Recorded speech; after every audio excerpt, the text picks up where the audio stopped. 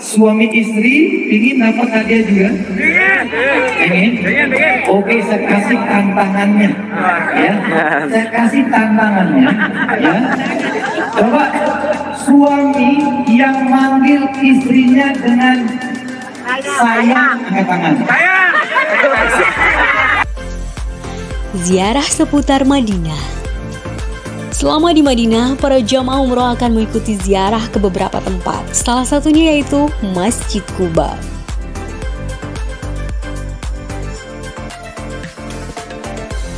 Bagi siapapun, para perindu, bagi siapapun yang membayangkan perjumpaan dengan baginda Nabi Muhammad SAW, jadi kurang lebihnya sebenarnya kita nggak berjumpa. Kita memandang masjid, di mana di masjid itu ada rumah beliau. Masjid Quba merupakan salah satu destinasi utama jamaah umroh. Nilai sejarah dan ibadah menjadi alasan utama para peziarah berkunjung ke sini. Di masjid ini juga pertama kalinya dilaksanakan sholat berjamaah secara terang-terangan. Saat ini Masjid Quba adalah masjid terbesar kedua di Madinah. Kajian sejarah Islam tentang Masjid Quba menunjukkan pentingnya masjid ini. Jadi inilah kesempatan untuk menunggu membeli oleh-oleh. Selain berziarah ke tempat bersejarah, kebun kurma wisata favorit jamaah umroh saat berada di kota Madinah. Buah kurma adalah salah satu oleh-oleh favorit jamaah umroh dari tanah suci. Wow, kilo. Setelah puas menikmati kurma, para jamaah melaksanakan sholat berjamaah dan makan bersama.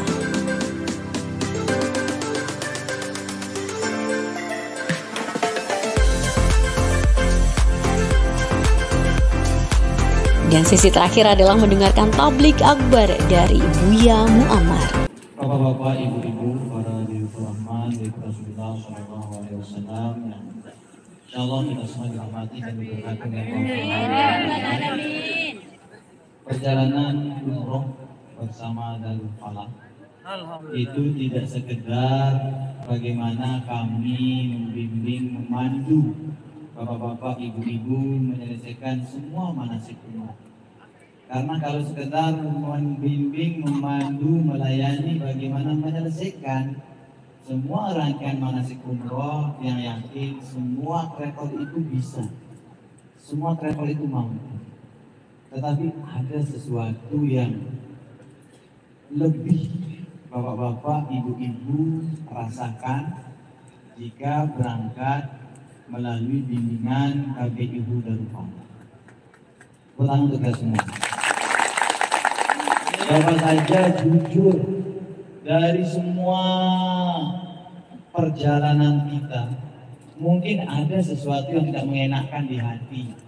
Mungkin ada yang membuat sebagian dari kita itu kesel. Tetapi coba saja pelunggu jujur. Dari pertama pelunggu di bandara Malaysia, di bandara Jeddah, pelunggu di Mekah, dan sekarang di Madinah Al-Munawwarah, ada enggak kelompok yang seperti kita banyaknya dan kompaknya? Ada enggak? Ada. Mau ke masjid, mau qiyamul lail, mau duha, mau sholat tiap waktu niki, enggak ada kemudian. Semua orang itu nafsi-nafsi, gitu. Sehingga mohon maaf bapak-bapak, ibu-ibu, jika ada di antara kita yang merasa perjalanan ini kurang menyenangkan, itu masalahnya bukan di bimbingan, tetapi masalahnya pada diri Anda sendiri. Gitu. Jadi bukan di bimbingan masalahnya. Kok saya tidak diperhatikan? Kalau memang Anda tidak diperhatikan, tidak mungkin ratusan orang ini merasa bahagia dengan perjalanan ini. Itu hanya 1-2 orang. Karena apa? Mohon maaf, kita ini tamu Allah, kita ini dimuliakan Allah, bapak-bapak, ibu-ibu. Tetapi di sini kemuliaan dan tegurannya Allah itu dia tunai. Jangan sampai nanti Anda yang ditegur Allah nyalahkan tapi ibu yang ditegur Allah dia. Karena apa? Mungkin karena, mohon maaf, niat dari awalnya. Mungkin ada dosa-dosa yang dibersihkan oleh Allah Subhanahu wa Ta'ala, sehingga Allah kasih dia sedikit ujian. Kalau dia sabar dengan ujian itu, maka pulang-pulang dia bersih. Tapi kalau dengan ujian yang diberikan oleh Allah Subhanahu wa Ta'ala, tetapi justru nyari kambing hitam, menyalahkan orang atas kekurangan Allah yang dia diberikan, dia bisa jadi pulang-pulang sama saja sebelum berangkat, setelah berangkat, dan ketika berada di rumah. Maka banyak istighfar. Siapapun kita mungkin mendapatkan yang tidaknya. Ini yang pertama. Kemudian yang kedua, seperti yang selalu dia katakan, perjalanan tanah suci ini banyak sekali pelajaran-pelajaran yang bisa yang saksikan. Kalau haji kemarin, yang selalu mengatakan, saya diingat Wais Al-Qarni di perjalanan haji saya ini, yang bilang bagaimana seorang anak itu melayani orang tuanya, bagaimana seorang anak itu melayani ibundanya. Tetapi di Umratul Kubra ini bapak-bapak ibu-ibu, tidak hanya kita ditampilkan satu sisi, tetapi Allah tampilkan dua sisi. Dua sisi maksudnya ada ibu jamaah kita bawa anaknya masih kecil, luar biasa dia menjaganya, mengingatkan kita, oh sang nilai ampun ibuku ngangen aku. Dan di sisi lain tiba-tiba Allah tampilkan juga di kelompok kita ini ada seorang anak yang melayani ibunya, ada seorang anak melayani bapaknya. Seumpama mohon maaf kepada saudaraku yang berat rasanya, susah rasanya melayani ibu dan bapak yang sakit di tanah suci. Coba lihat ibu yang jaga anaknya itu. Nah, mungkin belum seberapa saya melayani ibu dan bapak saya. Coba lihat Pak Hamdi dan istrinya jaga anaknya itu. Takut ganggu tidur anaknya, dia milih tidak ke masjid, nunggu anaknya nanti bangun. Itu tidak seberapa dengan kita berkorban untuk ibu kita. Jadi benar-benar ditampilkan dua sisinya di sini oleh Allah Subhanahu wa Ta'ala. Kita lihat bagaimana ibu menjaga anaknya, dan kita lihat ada anak dituntut untuk apa? Membalas jasa ibunya, walaupun itu belum seberapa. Melayani ibu di tanah suci dengan susah itu belum seberapa. Mungkin kita membalas jasanya mengandung saja, itu belum seberapa. Jadi oleh karena itu kepada dua sisi tadi, ada anak dijaga sama ibunya, sama ada anak menjaga ibunya. Kepada dua ini yang mau kasih hadiah sultan. Jadi yang pertama kepada Abdul Karim. Mana Abdul Karim? Woi, jauh sekali sini saudaraku. Anda menginspirasi kita semua ya. Jadi bukan ibu aja dibawa, ibu dan bapak dua-duanya lemah. Saya sangat merasakan letihnya Abdul Karim ini. Pasti berat rasanya dia. Ini di satu sisi dia yang harus mencukupkan energinya, di satu sisi pikirannya mikirin kedua orang tuanya. Jadi sini Anandaku, jadi apresiasi untuk Ananda. Tepuk tangan untuk Abdul Karim. Oh, boleh pilihlah warna mana yang mau Abdul Karim. Warna mana yang mau pilih warnanya. Ya. Oke, selamat ya. Mari tepuk tangan untuk saudara kita Abdul Karim ya. Kemudian, mana anakku Ryan Alfariski. Sini Ryan, sini Ryan. Masya Allah, ini jamaah umroh termuda kita, 2,5 tahun ya. Bisa digendong sama ibunya ya. Nah, Masya Allah. Ini tidak akan ditemukan di lain ya. Kalau ini mau buktinya, nanti kalau umroh lagi jangan lewat sini, lewat lain dah. Gak bisa bandingkannya. Oh, tentu katanya. Ya, ayo silakan. Ini sayang. Ini hadiahnya. Woi, hadiah untuk Ryan, bapaknya makin. Oke, kemudian Ibu Mardiah. Tolong Bu Maimunah, ini juga luar biasa. Beliau ini seorang wanita melayani ibunya, ya. Masya Allah. Waktu di Mekah dia ini satu lantai sendiri, ya. Satu lantai sendiri. Jadi mohon maaf Ibu, ya. Mungkin yang hanya sekali datang mengunjungi pelunggu, tetapi itu pun membantu buka koper hilang kuncinya, ya. Luar biasa. Terima kasih. Silahkan dipilih sorban yang diinginkannya. Tepuk tangan untuk kita semua, ya. Kemudian yang selanjutnya nih Bapak-bapak, di jamaah kita ini seperti yang ketika ditanya sama wartawan apa tema umrohnya, Tuan Guru yang bilang ini umroh cinta kami Ibu Darul Falah, ya. Karena di perjalanan umroh ini saya ingin mengajarkan cinta kepada semua jamaah. Jadi anak berbakti kepada orang tuanya, orang tua bertanggung jawab kepada anak-anaknya, suami sayang sama istrinya, istri bakti taat kepada suaminya, dan alhamdulillah di sini banyak pasangan-pasangan. Suami istri ingin dapat hadiah juga? Ingin? Oke, saya kasih tantangannya, ya. Saya kasih tantangannya, ya. Coba suami yang manggil istrinya dengan sayang, angkat tangan. Sayang. Suami. Coba suami yang manggil istrinya dengan sayang, angkat tangan. Oke. Kita pilih satu yang paling tua dulu sini. Belum, ini belum dapat hadiah. Belum tantangannya dulu. Jadi Bapak, nama istrinya siapa Pak? Baik Sumiati. Baik Sumiati. Sehari-hari Bapak manggilnya Umi. Oh, sehari-hari Bapak manggilnya apa? Umi. Katanya tadi sayang. Umi itu artinya istri. Berarti bukan saya manggilnya. Saya manggilnya. Oke, kalau siapa lagi? Istri yang manggil suaminya sayang. Mana? Istri yang manggil suami sayang. Oh, coba nih Pak duluan. Sama suami sini, Bu. Sama suami sini sudah. Sabar supir bus, sabar.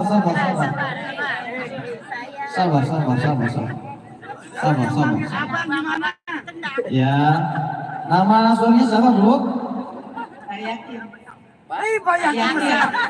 Yakin. Manggilnya apa? Oh, Kakanda. Bukan sayang. Bukan.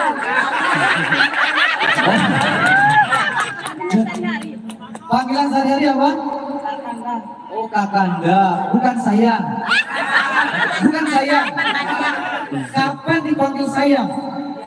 Pas kita doa. Stop. Pas ada tamu manggilnya sayang. Terus coba Kopi ya. Ya. Sini ya. Halo sayang. Sini sayang. Sayang.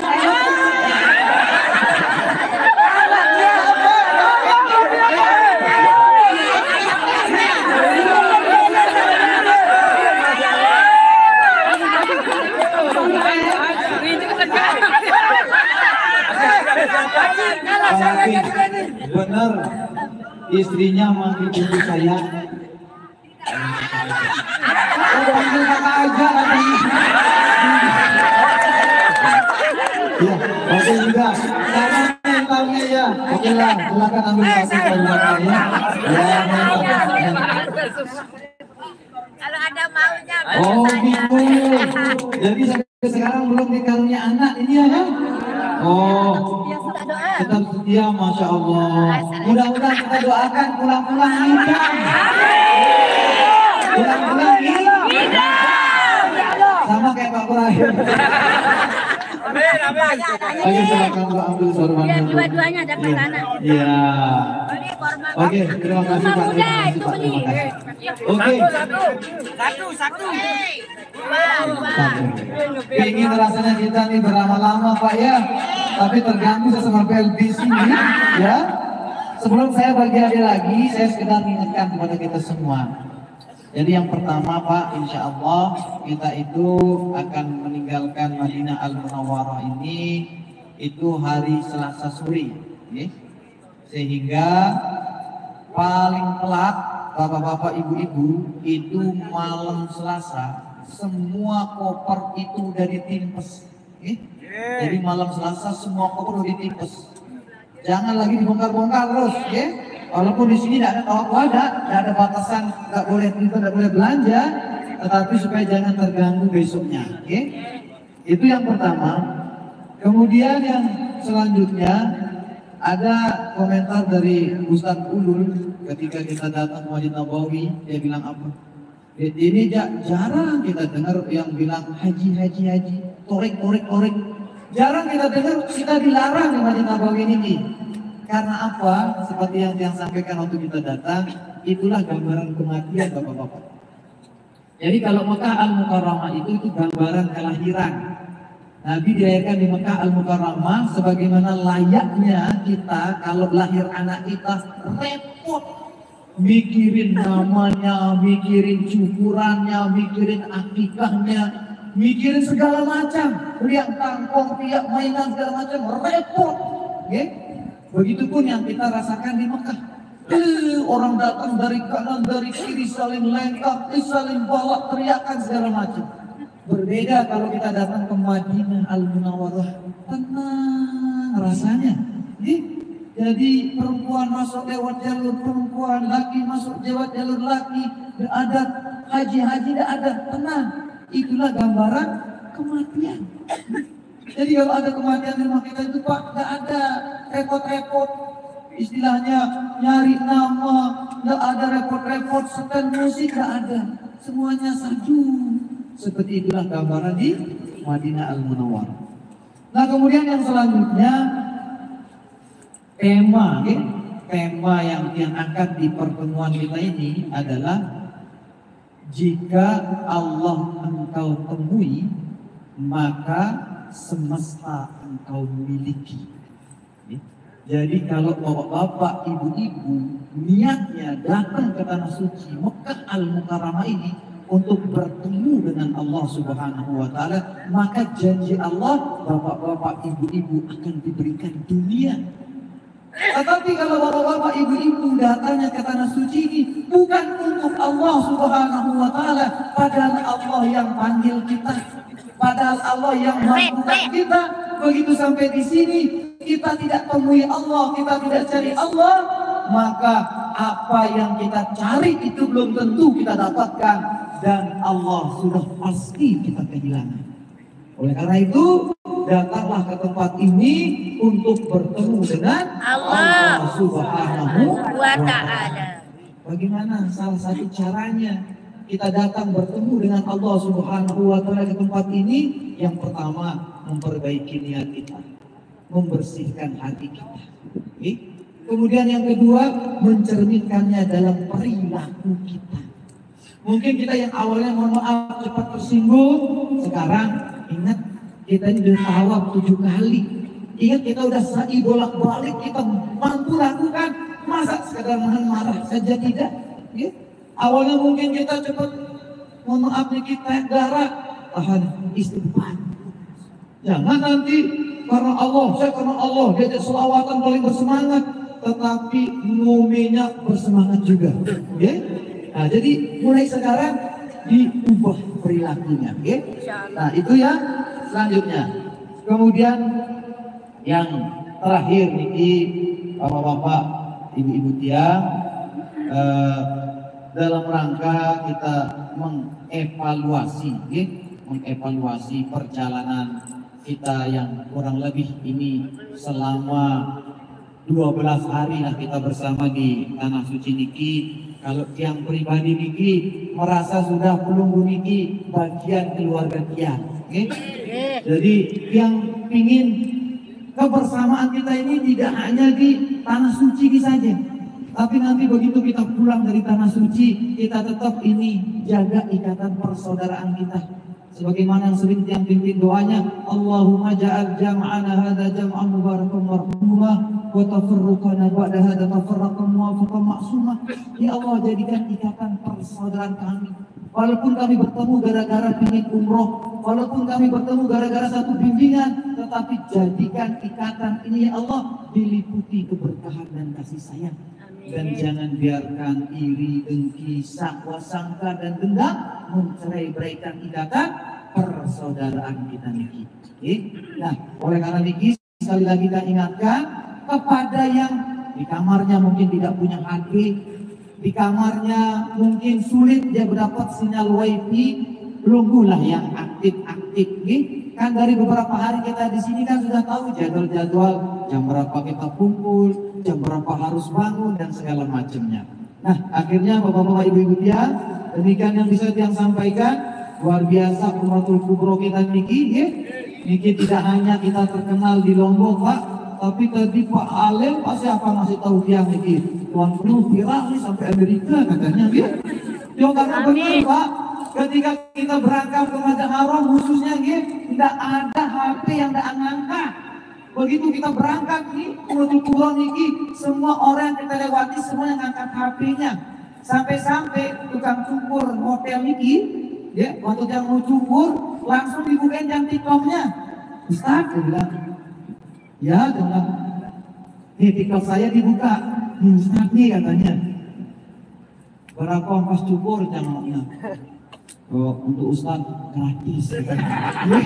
Luar biasa ini. Jadi dia pun atau angin tukang cukur niki nyocok ngegantu gratis bintang sangnya duit jam aku bobotak anggap pekerjaan bonus itu. Nah akhirnya bapak-bapak ibu-ibu demikian yang bisa yang sampaikan, kurang lebihnya yang mohon maaf. Adanallah wa iyyakum ila sabilil falah wal muwaffiq liqawmit thoriq. Wassalamualaikum warahmatullahi wabarakatuh. Silakan bapak-bapak ibu, salaman bapak-bapak, salaman ibu-ibu. Oke? Ya Allah.